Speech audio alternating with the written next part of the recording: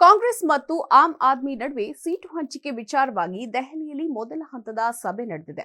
ಸಭೆಯಲ್ಲಿ ಕೈ ನಾಯಕರ ಮುಂದೆ ಆಪ್ ನಾಯಕರು ಇಟ್ಟ ಬೇಡಿಕೆಗಳೇನು? ಆ ಕುರಿತ ಕಂಪ್ಲೀಟ್ ಡೀಟೇಲ್ಸ್ ಇಲ್ಲಿದೆ.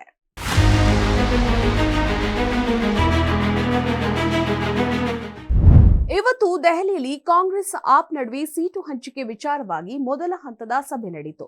ದೆಹಲಿ ಸಿಎಂ ಅರವಿಂದ ಕೇಜ್ರಿವಾಲ್ ಸೂಚನೆ ಮೇರೆಗೆ ಆಪ್ ನಾಯಕರ ಜೊತೆ ಕಾಂಗ್ರೆಸ್ ನಾಯಕರು ಮೀಟಿಂಗ್ ನಡೆಸಿದ್ರು. ಈ ವೇಳೆ ಕಾಂಗ್ರೆಸ್ ಮುಂದೆ ಆಪ್ ಕೆಲ ಪ್ರಸ್ತಾವನೆಯನ್ನ ಇಟ್ಟಿದೆಯಂತೆ. ಆದ್ರೆ ಈಗಲೇ ಎಲ್ಲವೂ ಅಂತಿಮವಾಗಿಲ್ಲ. ಶೀಘ್ರದಲ್ಲೇ ಎರಡೂ ಪಕ್ಷದ ದೊಡ್ಡ ನಾಯಕರು ಮತ್ತೊಂದು ಸುತ್ತಿನ ಸಭೆಯನ್ನ ಸೇರಲಿದ್ದಾರೆ.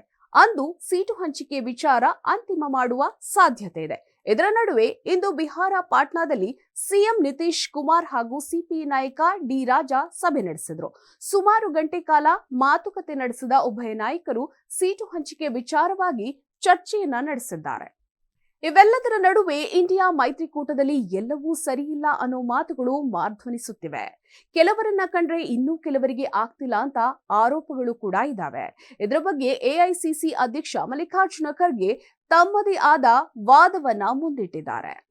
ನಾವೆಲ್ಲ ಒಟ್ಟಾಗಿ ಹೋಗುವ ಬಗ್ಗೆ ಪ್ರಯತ್ನವನ್ನ ಮಾಡ್ತಾ ಇದ್ದೇವೆ. ಇಂಡಿಯಾ ಮೈತ್ರಿಕೂಟ ಜೊತೆಗೂಡಿ ಹೋಗ್ಬೇಕು. ನಮ್ಮವರ ವಿರುದ್ಧ ಮಾತನಾಡಿಕೊಳ್ಳಬಾರದು. ನನ್ನ ಒಂದು ಮನವಿ ಇದೆ. ಹಿಂದೆಯಂತೆ ಈಗಲೂ ಒಟ್ಟಾಗಿ ಕೆಲಸ ಮಾಡಬೇಕಾಗಿದೆ ಅಂತ ಖರ್ಗೆ ಅವರು ಹೇಳಿದ್ದಾರೆ.